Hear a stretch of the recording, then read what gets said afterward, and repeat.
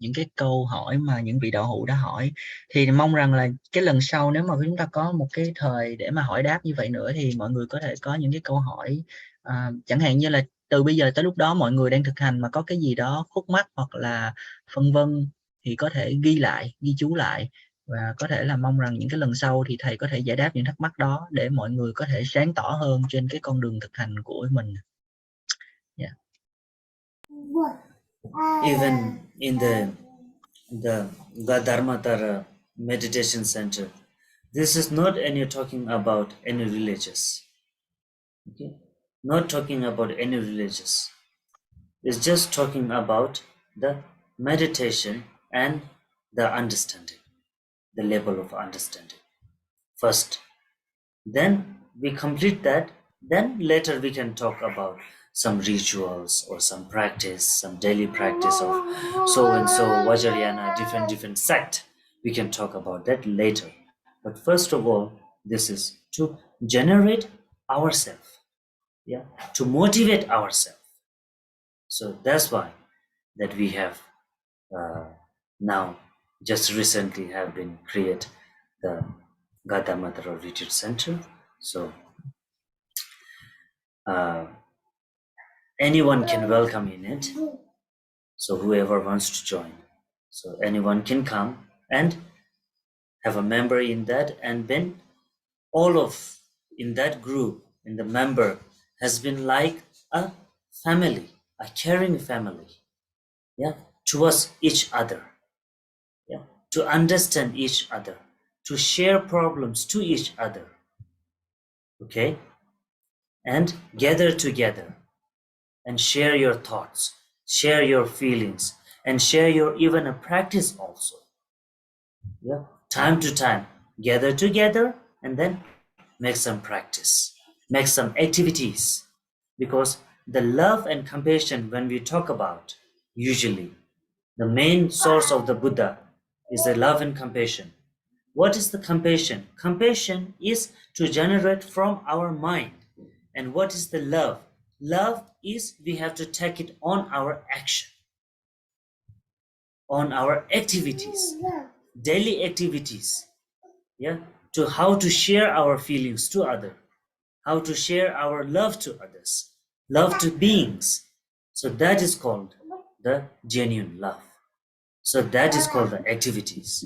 So therefore, all of in this group has to be one kind of a, caring and loving family, okay, and sharing to each other. So anytime, any source. So this is the actually the goal. And then, as I said in the beginning, it will be happen very soon in the Nepal also. So maybe later after maybe 2-3 years, several years later, you can be also able to visit that meditation place, the meditation center also. So yeah, now it's just a beginning.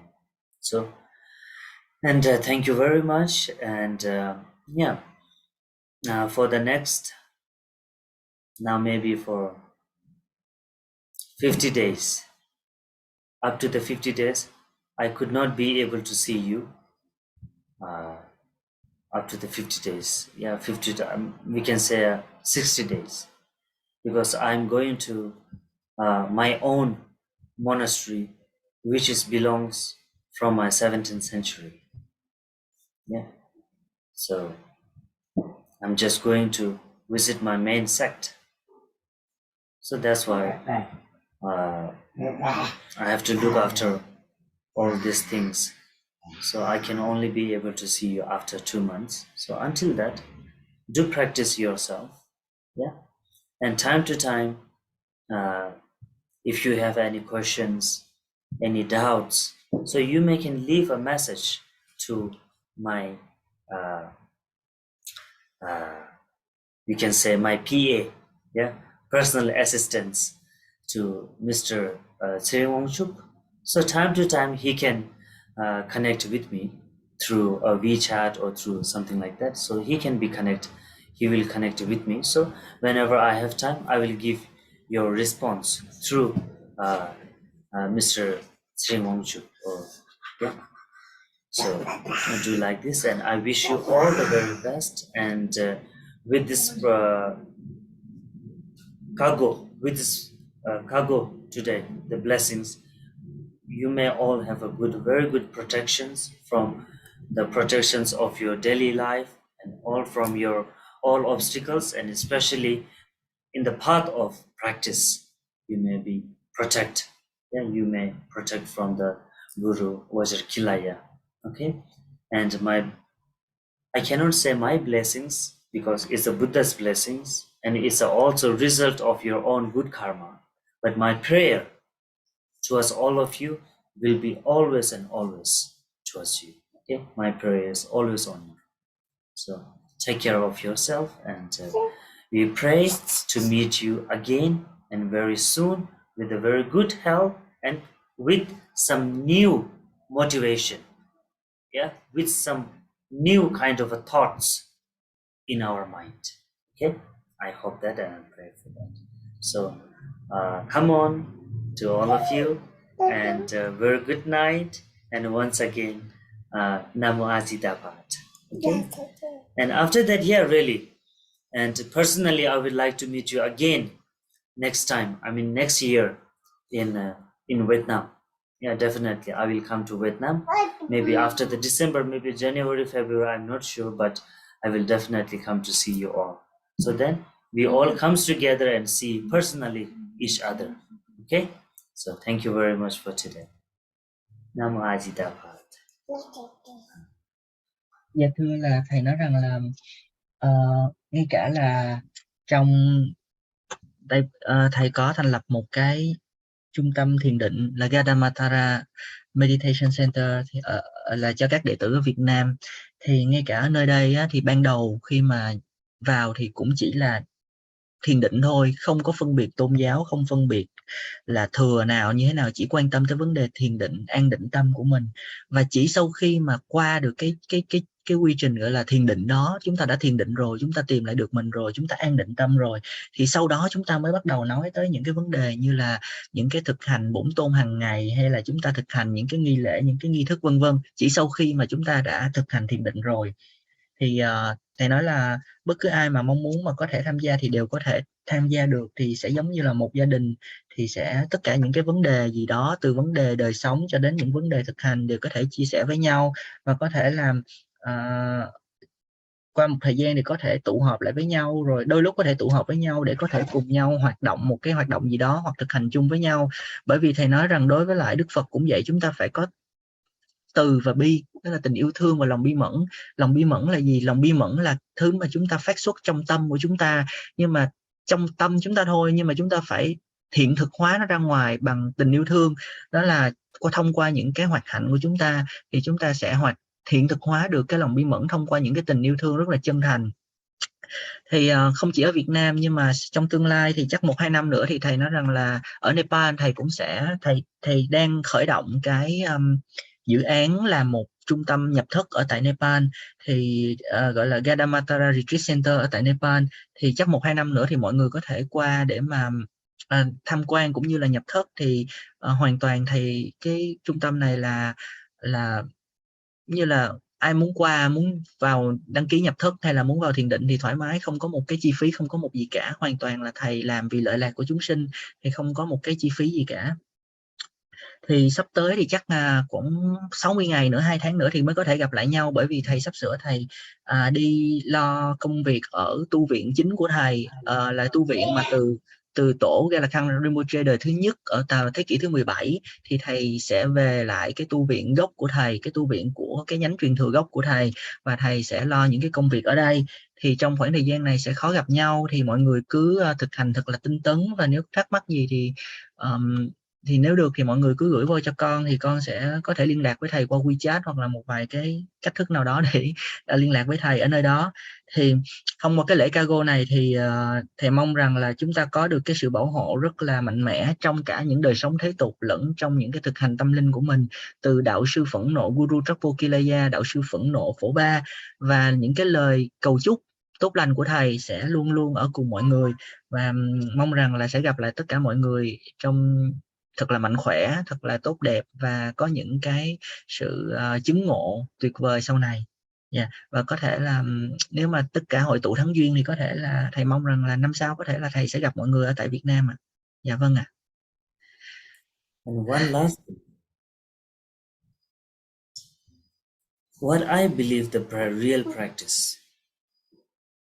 The real practice, I believe, when the obstacle comes, the person who can face that obstacles through their good way of understanding. The person who can sort out that obstacles transform that obstacles into the positive way and who can be sorted out, I believe that is the real practice. I believe that. Just sitting in one side, reciting for 1-2 hours and lock the door, it's not. Sitting inside the locker, the prison is also in the locker for many years, but nothing, no result. Prisons, in the jail, there are many are there who locked up for several years. But the real practice, I believe, is that when the time comes, then we people cannot move out, overcome through the anxiety, through the pandemic, epidemic. Then we can face the problem through the genuine way and sold out. If we can do that, then this is the real practice that I believe. And I also think that Buddha has, until now, in Buddha's life, every time he sought out some so and so incidents. Every time, from all the peoples, comes to Buddha to ask their problems. Just through his one speech, he just sought out. So that is the real practice, I believe. Okay? So keep this in mind and focus on that. Okay? Thank you very much. Và một điều cuối mà thầy muốn gửi gắm tới mọi người đó là đối với thầy, một hành giả mà có được một cái thực hành chân chính đúng đắn, đó chính là cái dấu chỉ mà người đó đã thực hành một cách đúng đắn, đó chính là khi bất cứ một cái chướng ngại nào xảy ra, dù chướng ngại nhỏ, chướng ngại lớn, bất cứ một cái gì xảy ra trong cuộc sống, thì người đó có thể đối mặt với lại cái chướng ngại đó với một cái tri kiến với một cái trạng thái rất là tích cực, và thậm chí có thể chuyển hóa được cái chướng ngại đó chuyển hóa thành một cái điều gì đó tích cực hơn, thì đó chính là một cái hành giả chân chính, đó chính là một hành giả đã thực hành được giáo pháp một cách đúng đắn. Bởi vì nếu mà ngồi một chỗ xong rồi dành hàng tiếng đồng hồ ra để mà ngồi tụng niệm thì có rất là nhiều người cũng làm điều đó, và thậm chí nó giống như là đang cầm tù bản thân vậy, nó giống như ngồi trong một cái ngôi tù, nhà tù, xong rồi cứ ngồi đó tụng niệm một mình, thì có rất nhiều người đang làm như vậy. Nhưng mà thầy nói rằng thật sự nếu chướng ngại xảy ra, chưa chắc rằng những người đó có thể đối mặt với lại những chướng ngại đó, và có rất là nhiều người dành hàng năm trời tụng niệm, nhưng mà khi mà cái nạn đại dịch xảy ra thì họ không thể nào họ vượt qua được cái nạn đại dịch đó. Thì thành ra thầy nói một người hành giả chân chính, thực hành giáo pháp chân chính, chính là người có thể chuyển hóa được cái tâm của mình, chuyển hóa được bất cứ cái tâm của mình đối diện với bất cứ một chướng ngại nào, đều có thể chuyển hóa được nó trở thành một cái điều gì đó tích cực. Và cũng giống như vậy, Đức Phật ngày xưa, Ngài là một bậc giác ngộ, rất là nhiều người đến để tìm cái lời khuyên từ Ngài, và Ngài là một hành giả chân chính, thành ra là chỉ với một lời khuyên của Ngài thôi đã có thể giải đáp được tất cả những cái vấn đề cho những cái người đến. Thì thầy hy vọng rằng là tất cả chúng ta có thể giữ được nhớ được cái lời dặn này của thầy để mà có được cái thực hành đúng đắn và chân chính này. Yes, Okay. So bye bye to all of you. See you. Mọi người có thể unmute mic để chào thầy hoặc là cảm ơn thầy. Bye. Good night, Rinpoche. Thank you so much, Rinpoche. Thank you so much, Rinpoche. Thank you so much, Rinpoche. Cảm ơn ban tổ chức và dịch giả. Good night, Rinpoche. Cảm ơn Hoàng Trung và ban tổ chức. Cảm ơn Ban tổ chức và phiên dịch ạ. Thank you. Cảm ơn mọi người đã tham gia. Đi là Phật. Số này chào chị Bữa Đi là Phật. Asida. Thank you.